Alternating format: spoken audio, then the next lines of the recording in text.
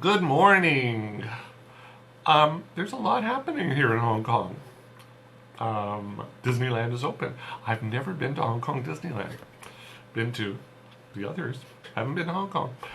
Anyhow, a lot of new films are opening here in Hong Kong today. There's the Disney, or they opened yesterday because today's Friday. Things open here on Thursday.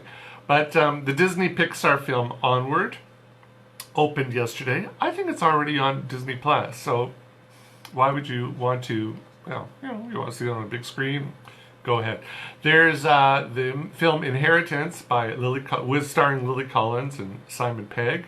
There's the Japanese film called At the End of the Matinee. There's another Japanese film, this one animated, called Saikano, How to Raise a Boring Girlfriend Fine. Okay, don't know anything about that. There's the YA film When Hitler Stole Pink Rabbit. I haven't seen it, but I think I'd like to see that one. Check it out. And there's Lost and Found in Tokyo, which is a local film that even one of my colleagues here, who loves everything, he hated this film. So, this guy has, as I said, he writes for one of the papers here, and he gives everything at least 3 stars out of 5. Usually films that he hates, he gives 3 stars out of 5. This one he gave it 1.5 stars out of 5. So it means he really hated this film. So that's called Lost and Found in Tokyo. So with all those films opening up, you'd think I'd have a lot to talk about today. I haven't seen any of them because, well, except for When Hitler Stole Pink Rabbit, which sort of interested me. The others really didn't interest me, and I didn't want to waste my time watching them. Instead, I want to talk about a film that is on, it's on all the streaming services. It landed, when did it land? Last Friday, Saturday? I can't remember. It's called The King of Staten Island. And it stars Pete Davidson, who Americans definitely, others might know him from Saturday Night Live. Now, there are 2 kinds of people in this world. There's those who think he's funny, and there's those who don't. I'm one of the ones who think he's not funny. I just don't get him. I don't get him. But I think I might be in the minority. But even though I don't find him funny, I thought, okay, I'm going to give him another chance. I'm going to watch this film. Because apparently this is a very personal story. Not apparently, it is a very personal story. He co-wrote this film along with one of his friends, a former Saturday Night Live writer. What's the fellow's name? Dave Saris. And also with producer and director Judd Apatow. I think Judd basically cleaned it up. Basically, this is Pete Davidson's. This isn't his life story, but this is a version of his life. And I thought, okay, give it a chance. So, The King of Staten Island, it tells this rambling... God, it's like this movie is way too long. But it tells this rambling coming-of-age story of Scott Carlin, who's played by Davidson, who's a 24-year-old slacker who dreams one day of opening a tattoo parlor/restaurant in his beloved New York borough of Staten Island. Now, heavily tattooed Scott, who, those are all his tattoos. Those are all Davidson's tattoos. I don't think they added anything to him for the part. Scott, like Davidson, lost his firefighter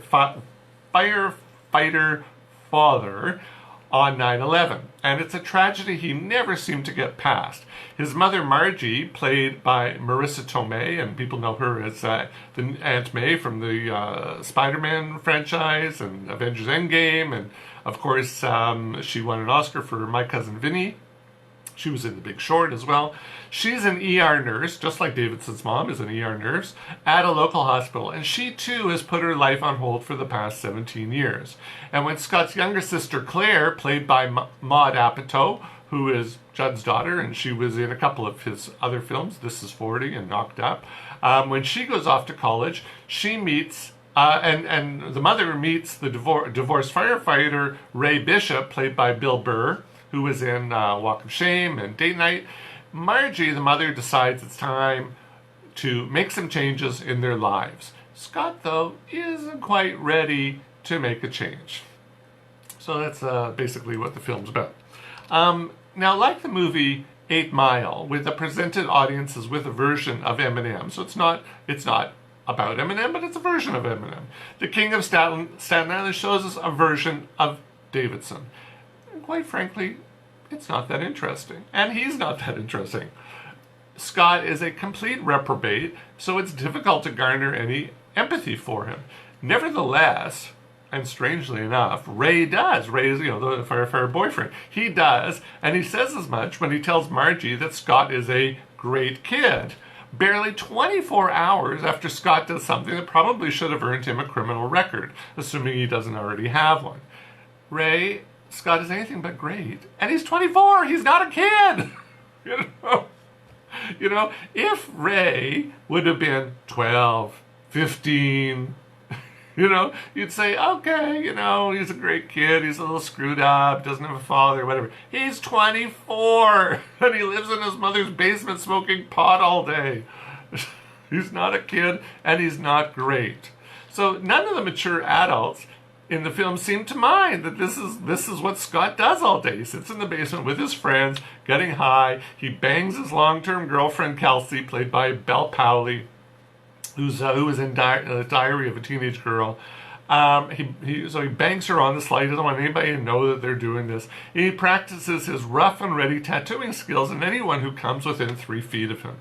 And yet Ray is quite ready to trust Scott to walk his 2 young kids to school in the morning and even give him a job at the firehouse. I'm having trouble saying that today. Firehouse, cleaning the toilets. Suddenly, Scott learns responsibility. And guess what? He's actually good at it. He's good at cleaning toilets. He's good at being responsible. We're supposed to think maybe that cockamamie idea of his to open this tattoo parlor / restaurant isn't so far-fetched. Yes, it is far-fetched. And look, he's got no experience. He's got no experience. He's not a good tattooist. Although suddenly he becomes a good tattooist, but generally he's not a good tattooist. He doesn't know anything about restaurants. He doesn't know anything about business. He doesn't know anything about anything. He's irresponsible. So how is this a good idea? You know what? Scott's redemption is completely unearned. Now, is Scott the king of Staten Island? This is, I was watching this going, why is this film called The King of Staten Island? So is Scott the king of Staten Island? I don't think so. I think Davidson and his co-writers are referring to Scott's late father and also Davidson's late father and all the firefighters who are the film's real heroes. So if that makes Scott the prince, then heaven help the rest of Staten Island. Now, like some presidential princelings who are in the news far too much these days, well, even at all is too much, Scott deserves nothing for his efforts other than a good, swift kick in the backside.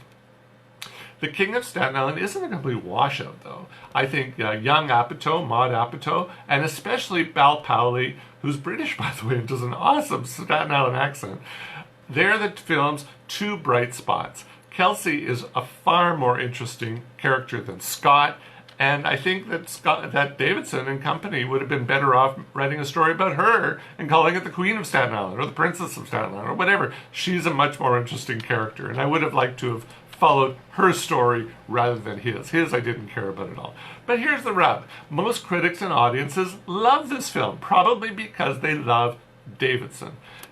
After watching this film, I still don't get it. I don't get why he is popular. I don't think he's talented. I don't think he's anything other than what you see. Didn't do anything for me.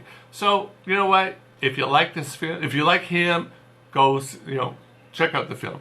You don't like him or you don't understand his humor, don't waste your time. It's available right now on all the major streaming services, so you have plenty of options to watch it. It was supposed to come to the cinemas. Obviously it didn't because of the coronavirus, so now it's available on streaming services. Sorry, that's called The King of Staten Island. That's all I'm going to talk about today. Next week I do have a couple of films. This weekend I'm going to watch 7500, the new thriller starring Joseph Gordon-Levitt. So I'll talk about that next week.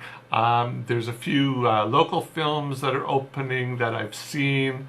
So I think 2 of them that I've seen are opening next week. Oh, I know, there is one. There's yeah, an American film that I've seen is opening next week, and I think there's a Hong Kong film that I've seen opening next week. So I'll have a few films to talk about next week. And I think I'm going to have a new microphone. I don't know that this is working. I can't tell the difference. But anyhow, I ordered a new microphone the other day on Taobao. If you don't know what Taobao is, it's the Chinese version of Amazon, much bigger. And so I ordered that the other new microphone, and it'll hopefully come in the next couple of days, so I'll try it out next week. Hopefully the sound will be better. Okay, have a great weekend. Please remember to wear a mask. This is, you know what? Why are people still debating whether masks are helpful or not in fighting the coronavirus? Wear a mask when you go out. And of course, wash your hands when you come in every time. See ya.